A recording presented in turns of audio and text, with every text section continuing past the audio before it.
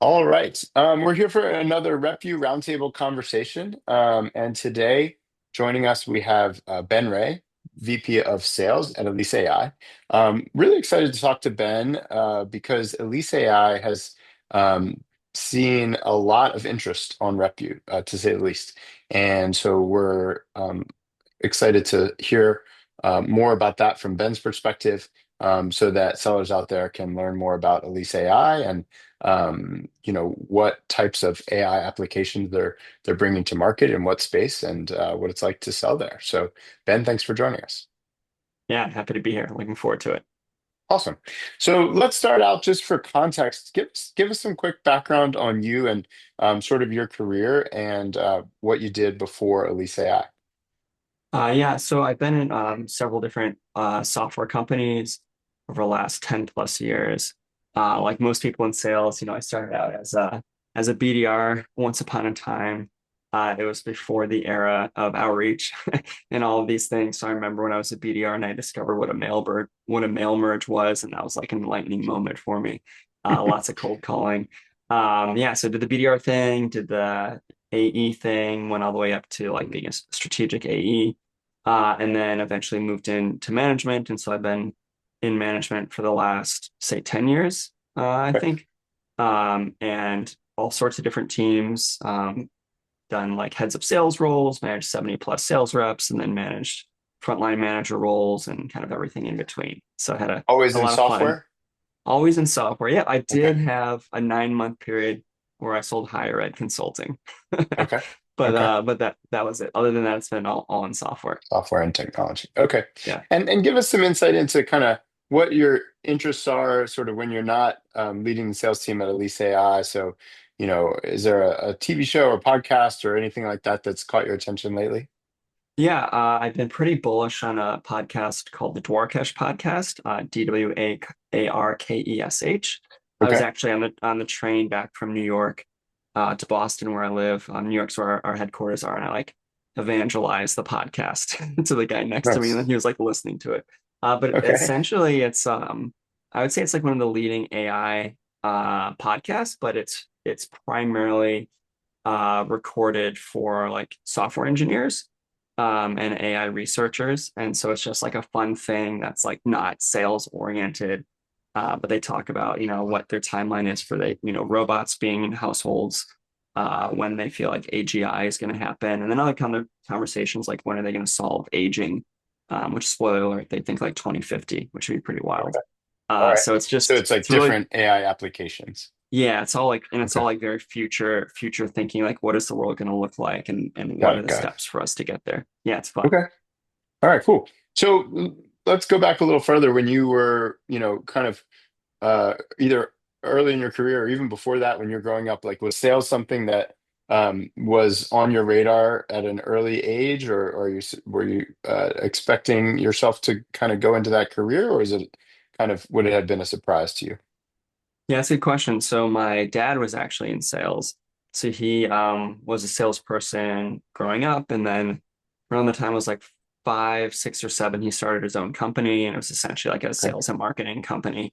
And so yeah, he was always in sales. This is back, in the 80s.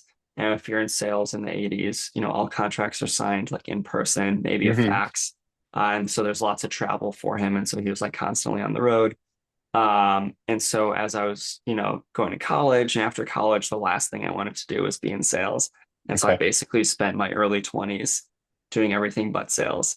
And then I eventually found my way into it because I like winning, I like competition, and frankly, there's like not a lot of careers where you can make the amount of money that you can make Hmm. in sales without having like a professional degree that takes 3 to 10 years to get that For sure. degree. And so I was like, oh yeah, like, okay, this is why he did that. That was Hmm. smart of him. Yeah, yeah, for sure. No, that makes sense. That's good perspective to have. So getting to your role at Elise AI, you've been there, it looks like just under a year. Um, how would you sort of compare and contrast the experience there to, prior sales leadership experiences that you've had? Yeah. So I'd say there's two things that's really unique about EliseAI. So one is the product market fit, which I'm sure we'll talk about later. but it's really, really strong. And what I mean by that is that, we can get into a discovery call or 5 minutes of showing the software, and immediately someone's like, okay, they can connect all the dots to value to how it would revolutionize their business very rapidly. Okay. And so that's just a fun place to be to sell. And then second is we are just in a period of rapid growth. So the company has doubled every year for the past 4 years. And I would say if you've never worked at a hyper growth company before, there's just a lot that is different. The pace of change, the Hmm. decision-making speed, all those things. And I have worked at two other hyper growth companies in the past. One was a very short period because we basically got in, grew the company, and sold it. It was like an 18-month gig, a lot of fun. And the other was a company called Brandwatch, where I was there for 8 years. And I was there pretty early on when I joined, we were like 6 million ARR, like 35 people, and grew very rapidly. And so there's like a lot of pattern matching between those like Mm. hyper growth moments. But I would say being in these companies is like, there's nothing like it. It's just really Yeah, hard to explain if you haven't been in a hyper growth company before. for sure. So when you say doubled uh every year, do you mean in revenue or headcount or both or some other Yeah, metric? I mean in ARR primarily. Yeah. I don't know if Hmm. it's like a one-to-one doubling in Sure, headcount, sure. but yeah, in ARR. Yeah. Okay, that's exciting for sure.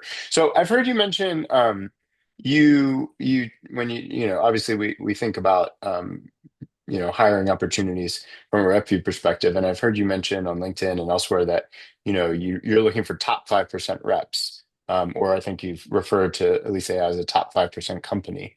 That does check out statistically on RepVue. EliseAI is a top 5% company from a RepVue score perspective, but I assume that's not typically how you mean that. What do you mean when you say top 5% in terms of the company, and what do you mean? How would you kind of classify a top 5% rep? Yeah, the top 5% in terms of our company actually came from our investors. So one Okay. of our investors came to one of our all hands meetings. It was a company all hands meeting, and they shared basically where we were versus the market today. Mm, And this okay. is like other SaaS companies. So this would be like ARR growth. This would be how efficient we are. So basically like uh, ARR per headcount per employee, and then also like retention and NRR. And so they said like, look, obviously these investors have access to all this like insane Sure. data. They basically can see the whole world, and so they said like, you guys are in the top 5% for all these different metrics.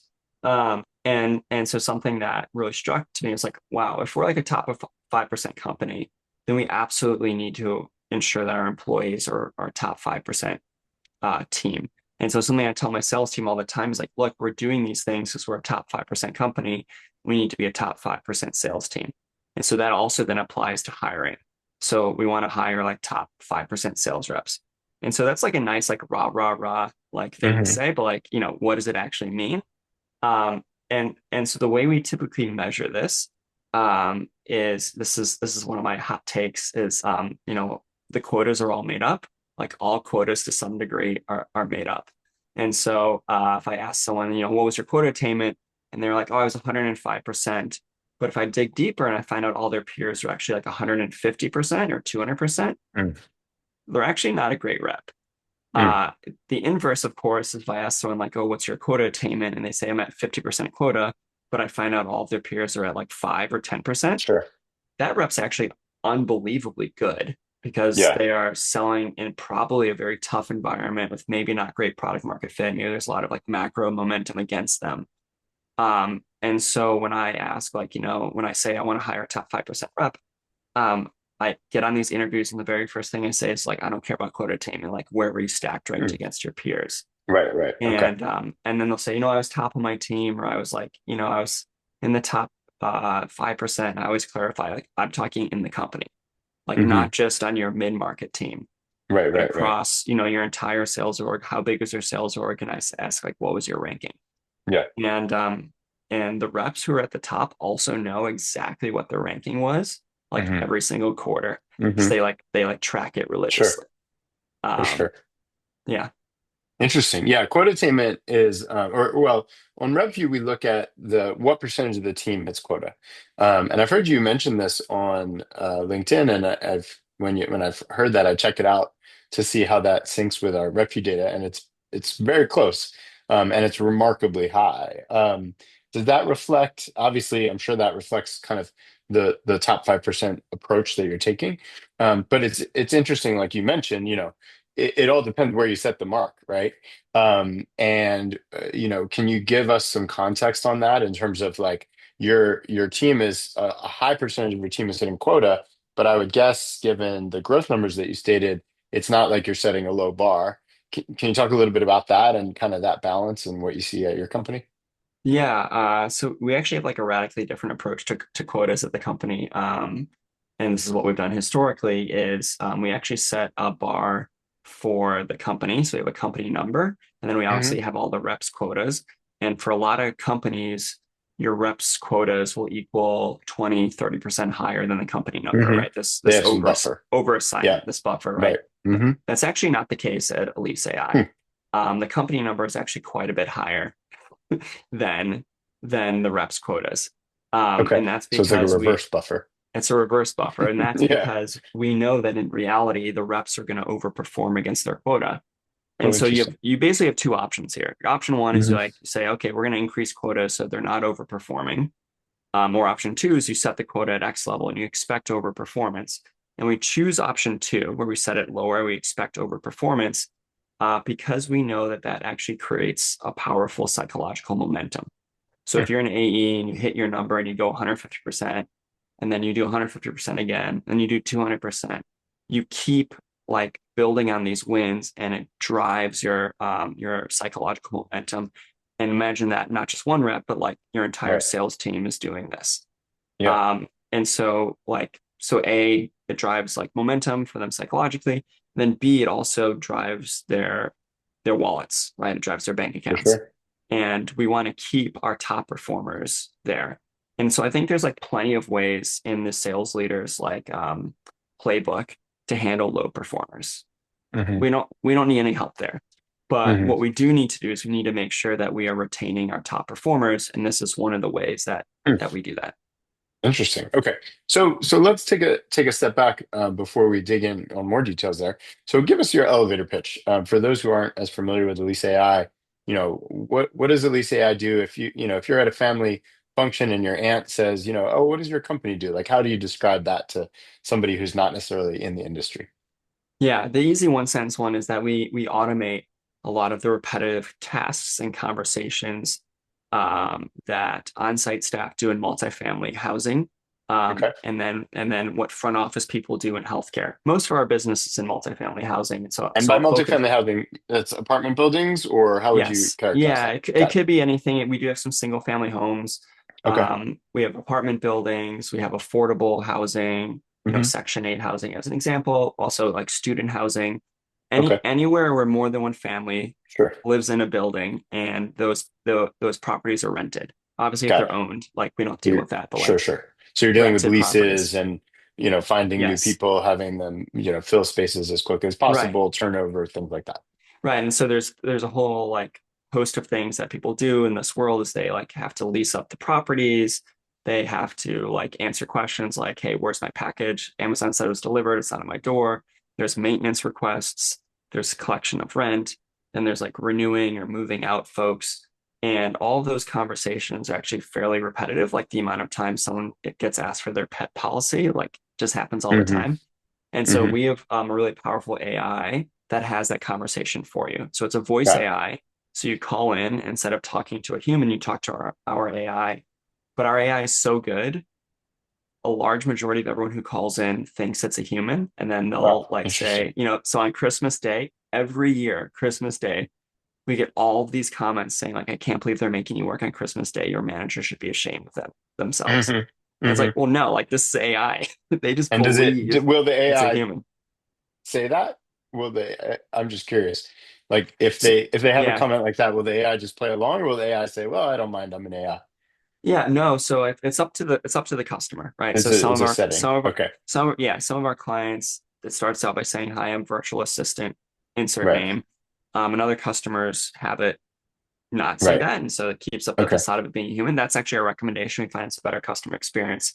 Hmm. Um, but at some point, if they like ask to like, "Hey, I can't wait to say hi to you when I come to the office," then our Right. AI will say, I'm a virtual assistant.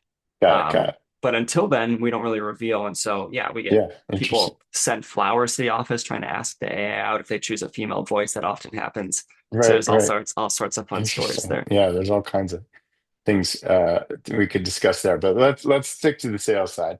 Yeah. So okay, let's talk a little bit about sort of like techniques and tactics. So most people we talk to, AI, just from a sales strategy and sales tactics standpoint, is definitely a hot topic that salespeople are interested in. So obviously, you guys sell an AI product. What's your view on how AI tools either should or shouldn't be part of the sales process? Yeah, we're pretty bullish on AI in every part of our business. So obviously we sell the Hmm. AI product, but then we use it a lot throughout the sales process. And so a couple like practical examples. So everyone has access to a ChatGPT enterprise license. We expect people to be using it, whether it's for account research or for editing emails or self-coaching, having it review transcripts. And so we give that like as a personalized experience. And then we've brought in AI tools to do a lot of things that are basically what I call like non-revenue generating tasks. So these are things that like don't produce revenue in the instant, but like set you up to hit revenue. And so one of my favorite examples is like the SDR function, right? So one of the biggest things that you end up doing when you're an SDR is before you make the call, you spend all this research, right? So you research either the company name, you research are they in the news, but especially if they are a former customer or someone who had a close loss deal, you research all that, and that can take a long time. You're reading through emails, you're listening to call transcripts, like all Hmm. this stuff. And so, all right, we have an AI system internally that will just automate all that account research for the SDR.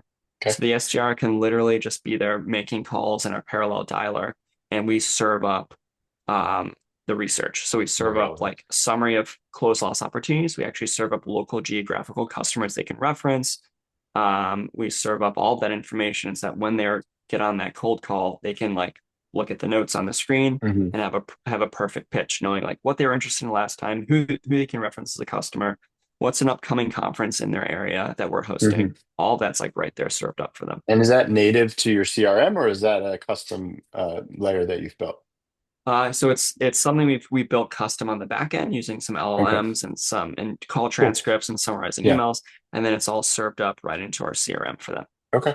And I'm curious, did you build that in people are always interested in tools. Did you build that in ChatGPT or some other product that you use, if you don't mind Yes. saying? Yeah, of course. Yeah. So we use Attention. Okay. And so Attention, they do call recording. They also have some LLMs built into their system. And so I would say, like any good software, they're a good, like flexible solution. Hmm. We actually have full-time staff in our company whose job is Oh, like okay. automating. To And so we manage have like that. full-time dedicated headcount to manage all Okay. that. And I think that's And our what's unique differentiator there. yeah, how many sales reps do you have now? What's the size of your team, Um, roughly? we're currently on a hiring spree. So Sure. I would say like a month ago we had 27.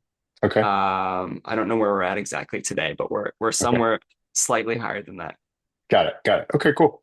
All right. So besides AI tools, what would you say, what's one aspect of sales that you would say is much more important now than it was 5 years ago? Um, I would say like one of the biggest differentiators of like a good salesperson now, it's always been the case, but it's even more important, is being able to intuitively read the room, to read power dynamics, to read like what is Mm, the question behind the question. okay. Because those are all things that frankly we can't automate with AI, Right, right. or like it's hard to do in the moment. And so, when a decision maker asks a question, you have to understand like, is that the question, or is there actually like something behind that question that I need to Mm, ask like a couple questions to get to it? Or if you're in a room and you're not quite sure early on in a deal, like who actually has authority and power, you can start to like see who's deferring to who, who's talking a lot, who everyone, mhm, stops what they're doing to listen to when they speak up. And so a lot of that intuition, mm, I think, is A, really hard to coach.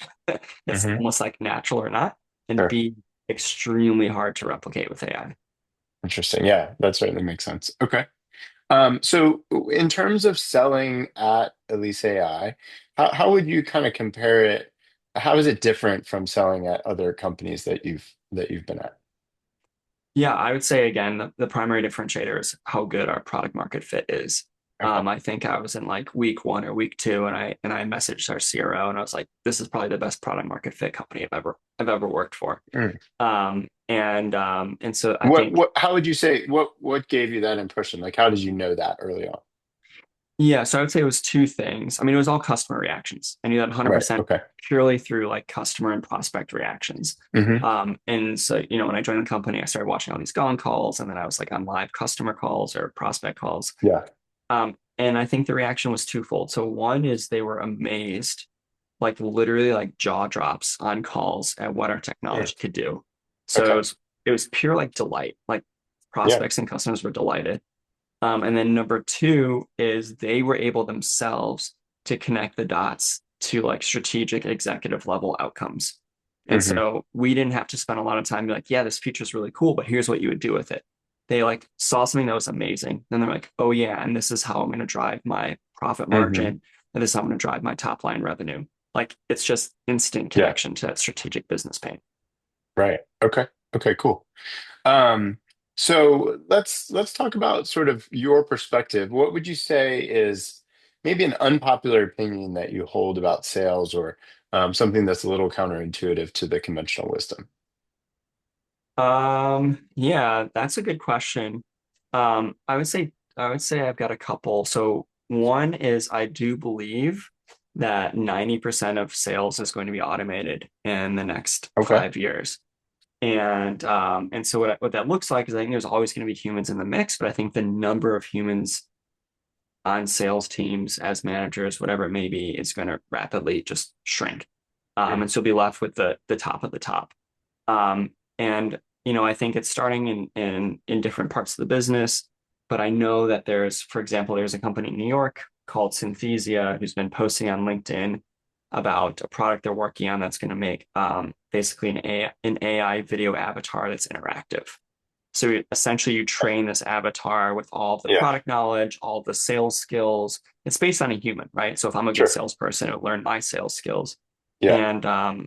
And if you have something like that, you can start to do demos. You can start to have um, negotiation calls. So you can do a lot of stuff, Mm. frankly, without like a human. And so if Yeah. we automate, there's already some beginnings of automation on the outbound email front with Sure. SDRs. I think, um, outbound cold calling still has a long way to go. But then if this Hmm. outbound video comes out, um, and the ability to have interactive AI avatar for video, like I can just see it. Like I don't think it's like Mm. tomorrow, but I Right. could see it I see in the next 5 years this being totally Yeah, possible. it'll be very interesting to see how people respond to that, obviously, and Yeah. kind of their willingness to engage. It'll be pretty interesting, and Well, I I think it could think, be surprising. yeah, and I think too, it's like if you think about where AI is being like the most used right now, it's all for software engineers, right? The Hmm. most Hmm. impact AI is having is it's increasing our software engineers' ability to code. And so I think in the Right. same way, this AI salespeople are going to immediately be most effective in selling to other software companies. Hmm. So I think Hmm. like an AI salesperson at our company would be very challenging because the people we sell to, Right. one of our buyers Okay. is a maintenance supervisor. Like Right. this guy doesn't even like having a smartphone. So Yeah. Yeah. he's not gonna stomach it. But Right. if you sell to SaaS CEOs or SaaS Hmm. CROs, they'd be Yeah. happy to sit through an AI demo. Like they'd be like, Yeah. whoa, this is Interesting. cool, right? And so I think there's gonna Interesting. be a lot of this incestuous selling amongst AI companies to start, and then as it gets better, it'll get a little more widespread. Yeah, that'll be interesting for sure. What Yeah. about in terms of sort of unconventional approaches? I think you had when we chatted before, you were talking about kind of how you coach your team on demos. Yeah. So one of the things that a lot of people talk about is how the very first call you should have with a prospect, whether it's inbound or outbound, is you should be doing all this discovery, discovery, Hmm. discovery, discovery. And I think that's true, but I actually train my reps. So the very first thing you do is to show them what I call the showstopper. And the showstopper is like the single most compelling part of your product where someone is literally like their jaws open, their mouths open, and they're like, whoa, like this is Yeah. insane. Okay. And so I just think that the funnel for information gathering is radically different. Again, in the 80s and 90s, like pre pre what the internet is today, you couldn't get any information unless you talked to a salesperson. Now you can do Hmm. like 90% of your research on a product prior to talking to a salesperson. And so on your first call, you're basically like, I have a question on these couple of features and like, what the hell is the price? Right. That's what Hmm. you want to Hmm. find out. And I Right. think if a salesperson, you interrogate them for like 45 minutes, you're going to lose the buyer. And so Hmm. it's a give to get. And so you give this incredible showstopper, like, let me show you what your world could be like if you use our product. That's the give, Yeah. 5 minutes or so. And then the get is you can do all the discovery you want. And then so that's an interesting way to look at it. For your product, is it typically almost always the same showstopper? In other words, there's like a killer feature, or is it more like, let me get a feel for this environment and then I might pick one of a few different features? Yeah, good question. So we have like a feature that can hit several different pain points. And so we have Hmm. our voice AI is clearly like the most compelling feature for us. You're like, oh my God, I Hmm. can't believe AI sounds like that and does that. And so we always show the voice AI first. We actually make a live phone call. We call on our cell Okay. phones, we hold it up Yeah. to the screen so they can see it's a live Okay. call. So it's not And like right, it's it's not clearly like like not a recording or whatever, like correct, because you're correct. interacting with it. Okay. But we can do a phone call that's more oriented around leasing. We can do one that's more oriented around maintenance. So we can change it up based on the buyer. And then after we do the call, we either tell them how it could help them drive revenue, or we tell them how it can help them like, drive their profit margin.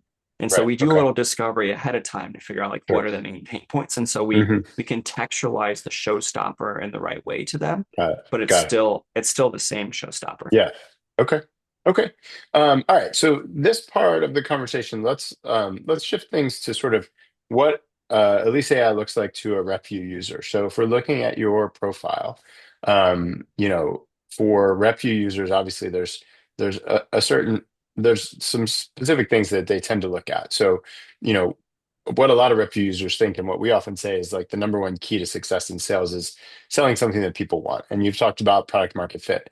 You guys are almost off the chart in product market fit, 96th percentile according to RepVue. You mentioned 87% of the team hitting quota. Why do you think that is? And obviously, why is that so important? I mean, it's intuitive why it's important. Everybody wants to sell things that people want. But I know you have some thoughts about that as it relates to salespeople and their careers. So talk a little bit about that. Yeah, so I often will get phone calls from people who either I manage directly or somewhere in my org asking about like career advice, like, hey, I'm thinking about leaving this company, like I don't know what to do next. And I always tell them that the single most important job of any salesperson is to select the right company, right? Oh, Because there's interesting. a whole host of things you can't control. Like you can't, Hmm. especially if you're an individual contributor, right? You can't control the comp plan. You can't go in and be like, I don't like this comp plan, I'm going to change it, right? You Hmm. can't control the product market fit. You don't work in product, you don't work in engineering, you're not the Sure. CEO.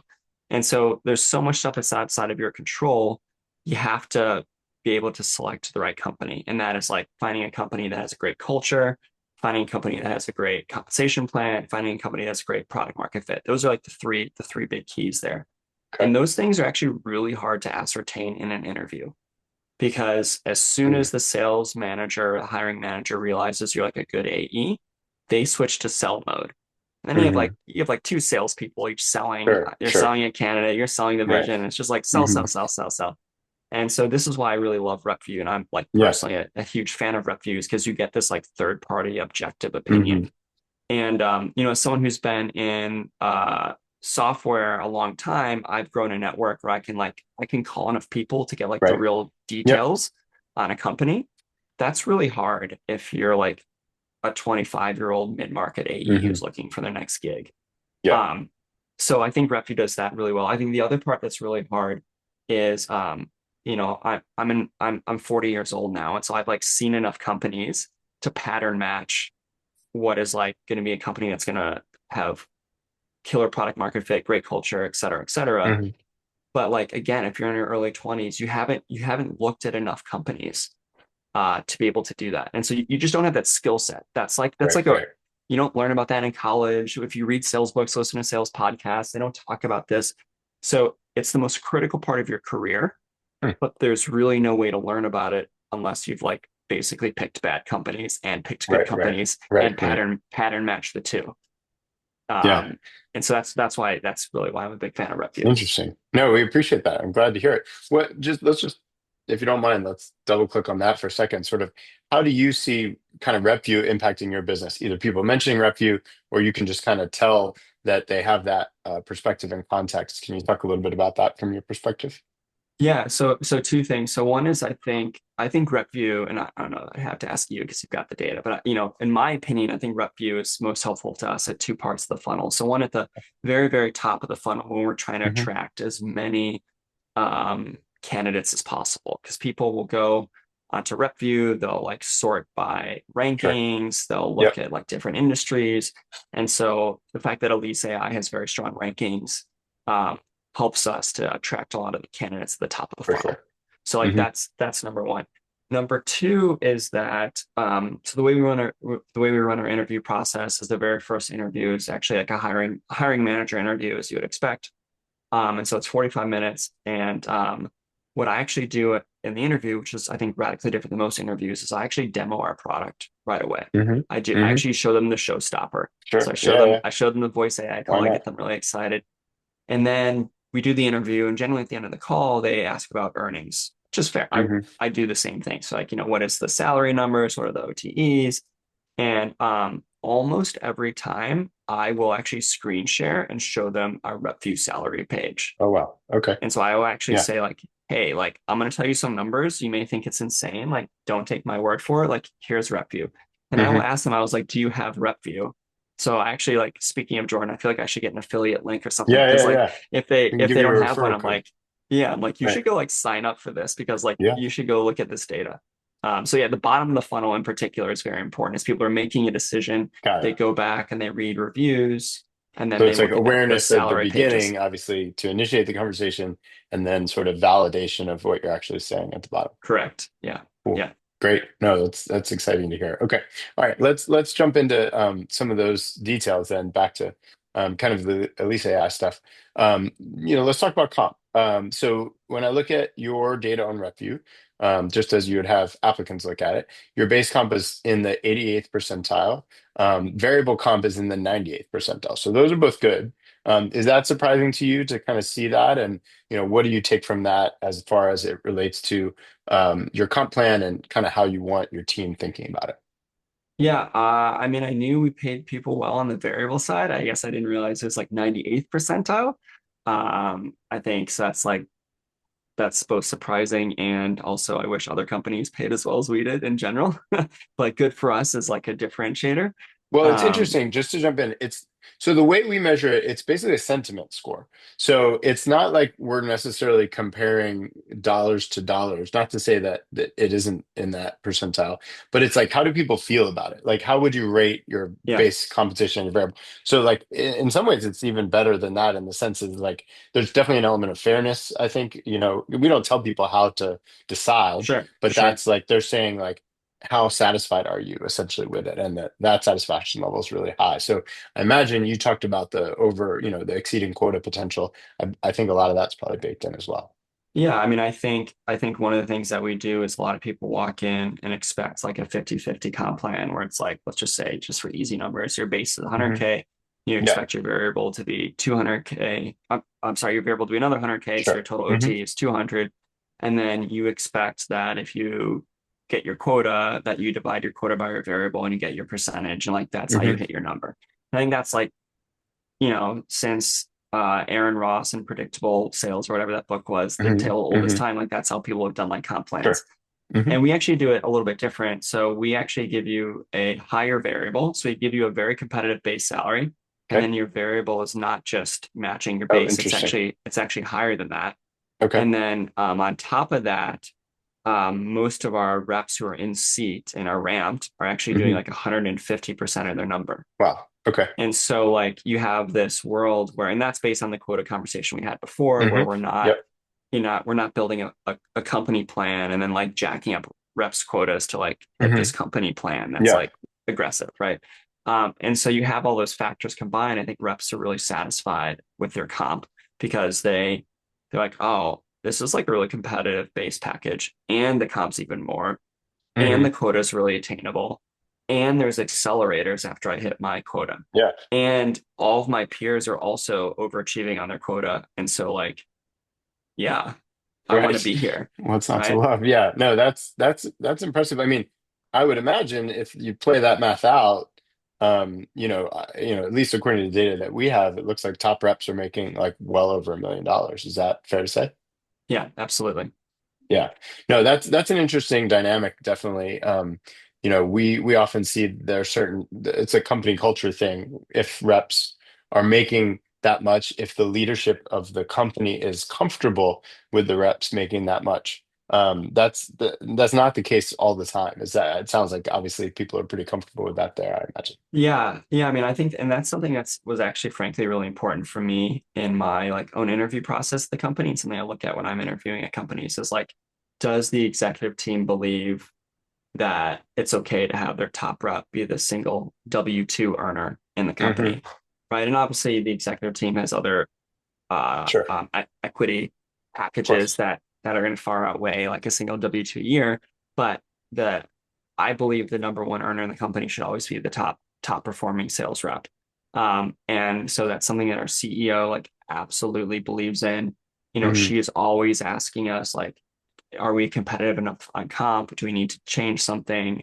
She wants to always make sure that AEs are making money and want to be here. And then Yeah. similarly with our CFO too. Our CFO is a former investor. He's come on, onto the management side of things. And he knows too that the right culture for the sales org is that reps are making a ton of money and can have $1 million years. But you don't always get that alignment. You don't always For get a sure. CEO and a Especially CFO on the in CFO particular. side. Yeah, right. Who believe in that. And I think they both are first principle thinkers who take a long view of success. And they know that if we can create this really amazing flywheel of motivated reps who are making a lot of money, it's going to accelerate the Yeah. company growth.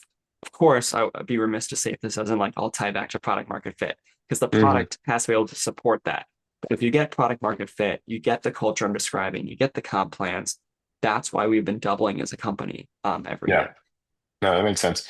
Let's talk a little bit about a few specific things from some of the reviews on RepVue that we see. So, one topic that people are obviously interested in, and I saw this mentioned in a couple of reviews, is you guys just raised your Series E. I think it was $250 million. So, obviously a lot of growth happening there. Can you talk a little bit about sort of how you guys are investing that money and kind of what the main focus is there? Yeah. So we did. We just announced the Series E fundraise, 250 million. We've raised about 350 million total over the different rounds. And we're heavily investing in two areas. So one is obviously headcount to continue to meet demand. We have signing up more and more customers. And so we need a stronger customer success team. We obviously have more and more opportunity to sell. So we need a stronger, larger sales team. But by and large, most of the investment is going into our product by and large. A huge portion is going to the product, and some of this is like actual like servers and things like that, but a lot of it is hiring just top class AI and software engineers. Mm-hmm. And we one thing that is really unique about our company that a lot of if you listen to podcasts or interviews with Minna and other leaders is we talk a lot about our product velocity. We just release products at a furious rate, such that I haven't really seen before. Mm-hmm.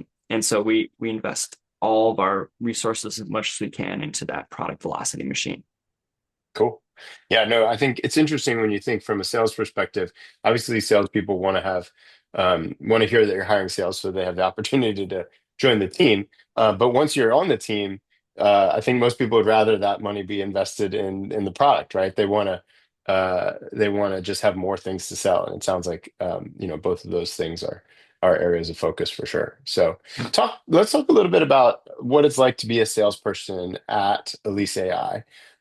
You talk about obviously the investment in product, but also in terms of investing in people and career opportunities, promotion opportunities. Talk a little bit about that, and kind of what you try to, the culture that you try to foster for your team.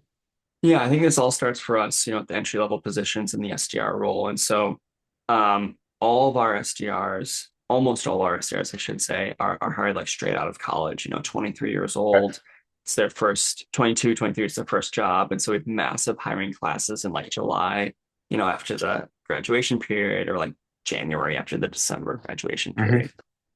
And we have an SDR team today. And as of today, this is going to change. We have to hire externally because of growth. But as of today, our entire SMB team is actually all promoted SDRs. And Okay. so we hire SDRs, we promote them into a senior SDR function, and then we promote them into the SMB function. And Hmm. then from the SMB function, we strive to promote them into mid-market, into Yeah. enterprise, then into our highest tier, which is our strategic sales team.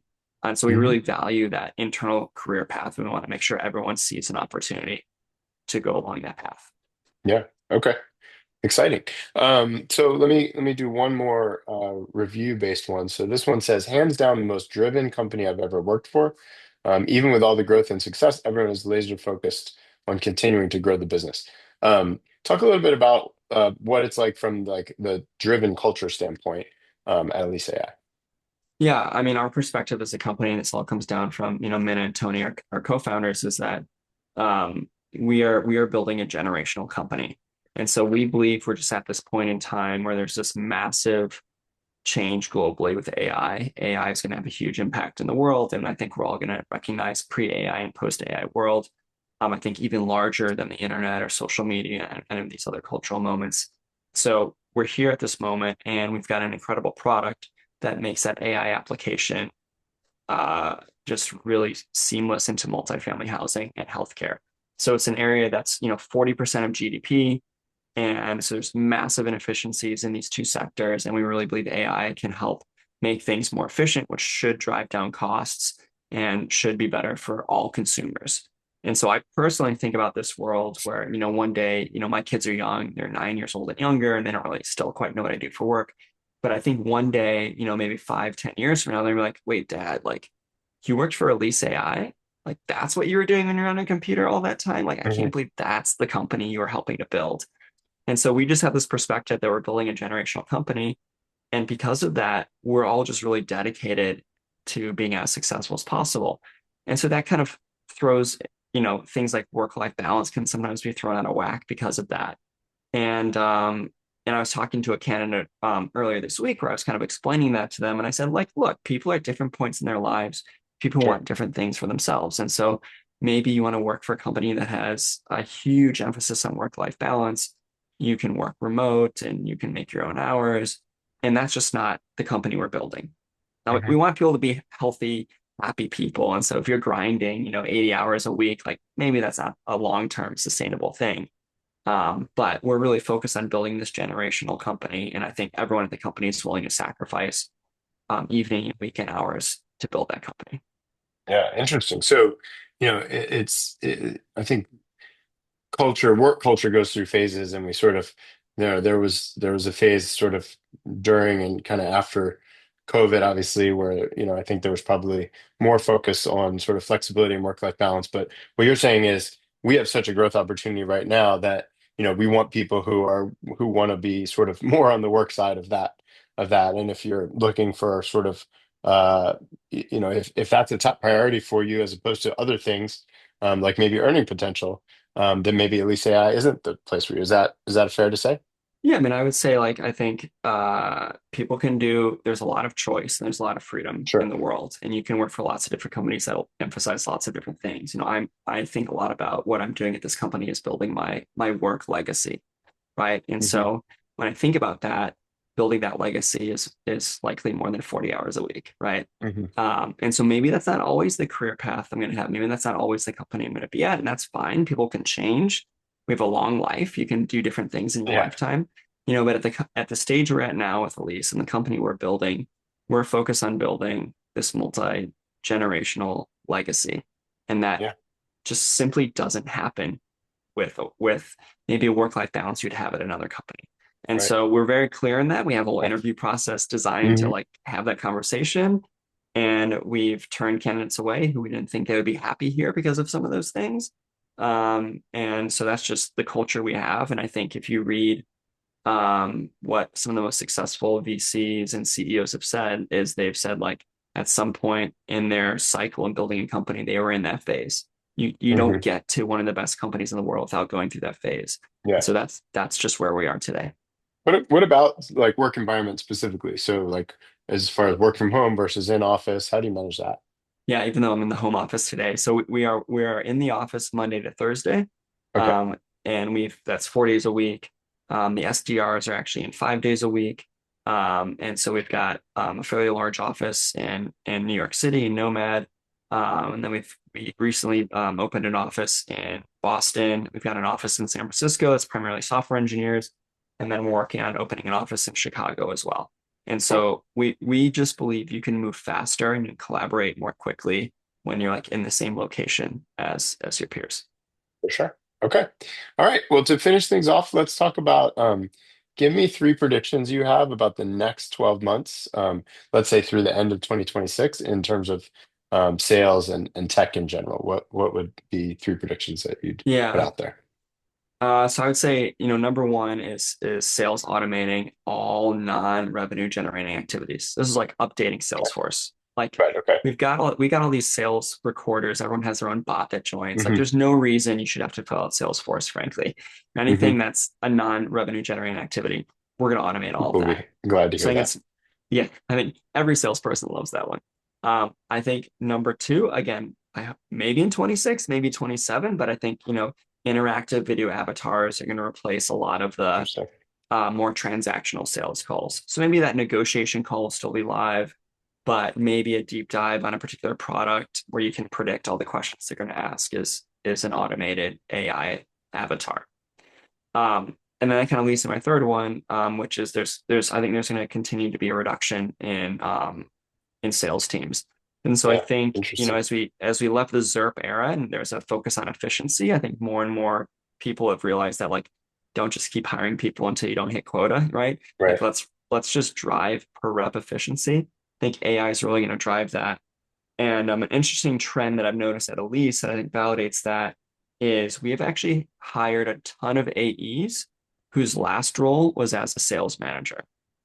Hmm. And what I Interesting. what I think is going to happen is the ability for managers to hire, or sorry, the ability for managers to manage reps is just going to grow and grow and grow. So maybe today a frontline manager can manage 8 reps.